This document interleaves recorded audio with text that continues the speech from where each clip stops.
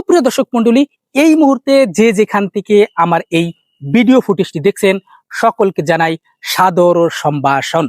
আপনারা আমার পিছনে একটি বন দেখতে পাচ্ছেন, অর্থাৎ পাহাড় দেখতে পাচ্ছেন।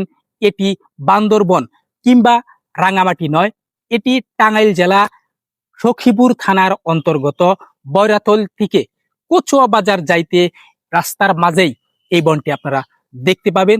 চলেন এই বনের সৌন্দর্যটি তুলে ধরছি, সে পর্যন্ত ধৈর্য ধরে সঙ্গেই থাকেন।